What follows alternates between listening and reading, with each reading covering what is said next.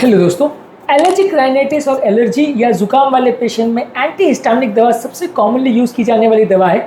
ये सबसे ज़्यादा स्नीजिंग के, इचिंग के या जुकाम के सिम्टम्स को कम करने में मदद करती है। लेकिन ये दवाई कई अलग अलग टाइप्स की आती है, जिसके बारे में जानने का आज हम प्रयास करेंगे। एंटी हिस्टामिनिक दवा बहुत अलग अलग टाइप्स की आती है और हर एक का अलग तरह का एक्शन होता है। ये अलग अलग टाइप्स क्या है और उनका अलग अलग एक्शन क्या है, जो इसको जानना समझना जरूरी है, इस पर आज हम बात करेंगे। टॉपिक पर जाने से पहले जो लोग हमारे चैनल पर नए हैं उन्हें रिक्वेस्ट करूंगा कि चैनल को सब्सक्राइब करें, वीडियोस को फ्रेंड्स फैमिली के साथ शेयर करें, क्योंकि कंटेंट किसी की जिंदगी बचाने और बदलने के लिए उपयोगी हो सकता है। तो बगैर समय बिगाड़े चलिए शुरू करते हैं हमारे साथ हेल्थ के सकता है। एंटी हिस्टामिनिक ड्रग्स बेसिकली कई जनरेशन में आता है। जो फर्स्ट जनरेशन एंटी हिस्टामिनिक थे उनसे नींद की प्रॉब्लम ज़्यादा आती थी।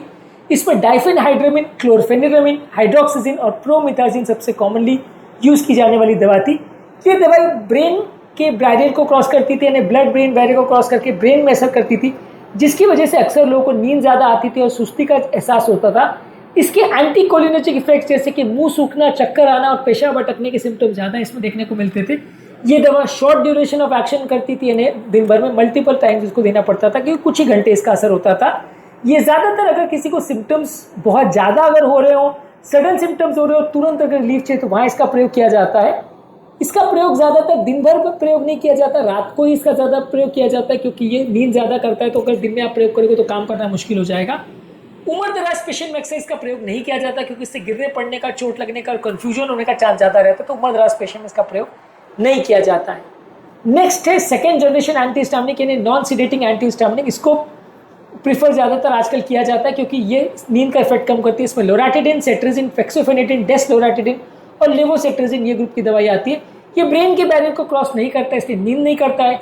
ड्यूरेशन ऑफ एक्शन लंबा, इसलिए दिन भर में एक ही बार लेना पड़ता है। लॉन्ग टर्म यूजेज के लिए सेफ है।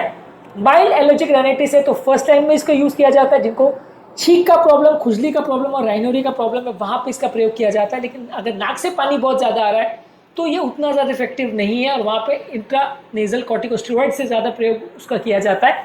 ये वहाँ पे ये उतना ज़्यादा इफेक्टिव नहीं है। इसके अलावा अगर इंट्रानेजल एंटी हिस्टामिनिक का प्रयोग करते हैं, वो डायरेक्ट नाक में स्प्रे के फॉर्म में दिया जाता है। इसमें एजिलास्टिन और ओलोपेटाडिन का प्रयोग किया जाता है। इसका ड्यूरेशन ऑफ एक्शन ज़्यादा फास्ट होता है, 15 मिनट में असर करता है, ज़्यादा इफेक्टिव होता है नाक के सिम्टम्स के लिए। इसका टेस्ट खराब आ सकता है और इसमें नेजल इरिटेशन का प्रॉब्लम हो सकता है। अगर किसी को नेजल कंजेशन का प्रॉब्लम है तो ये जल्दी असर करता है, वहाँ पे इसका प्रयोग किया जाता है। कई बार ये अकेले भी प्रयोग किया जा सकता है या इंट्रानेजल कॉर्टिकोस्टेरॉइड के साथ इसका प्रयोग किया जाता है, लेकिन इससे नाक का इरिटेशन और हेडेक का प्रॉब्लम हो सकता है। एंटी हिस्टामिनिक का प्रयोग ज़्यादातर हम कब करते हैं?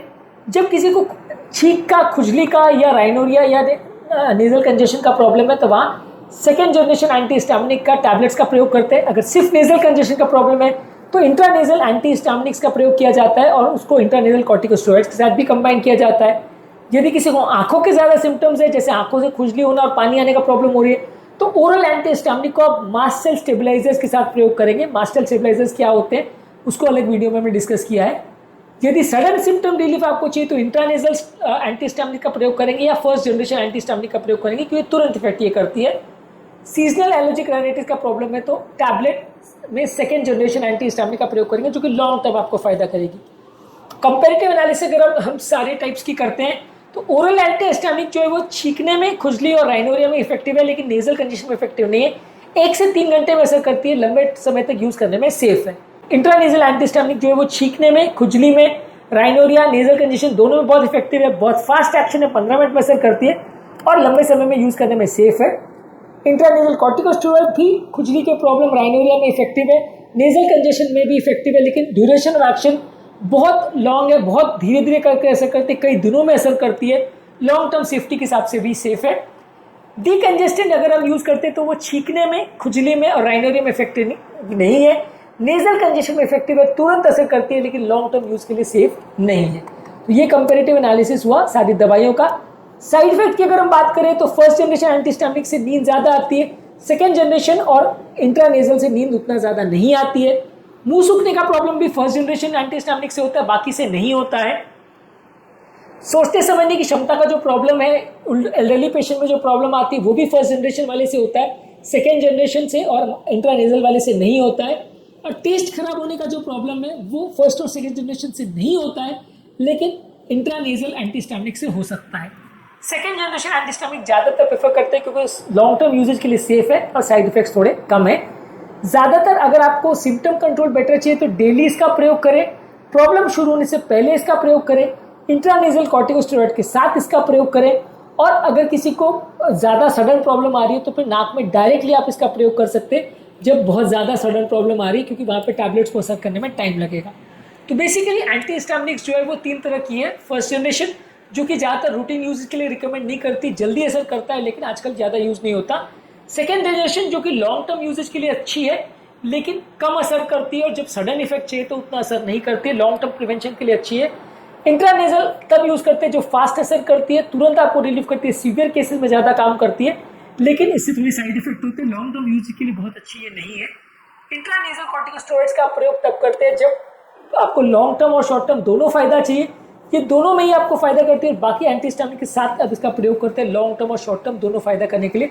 पर कॉर्टिकोस्टेरॉइड्स का ये है कि ये तुरंत फायदा नहीं करती है, इसके साथ आपको एंटीहिस्टामिक का प्रयोग करना पड़ेगा, क्योंकि अगर इसको आप प्रयोग करोगे तो आपको तुरंत कोई फायदा नहीं देखने को मिलेगा, जो भी फायदा देखने को मिलेगा वो कई दिनों के बाद देखने को मिलेगा।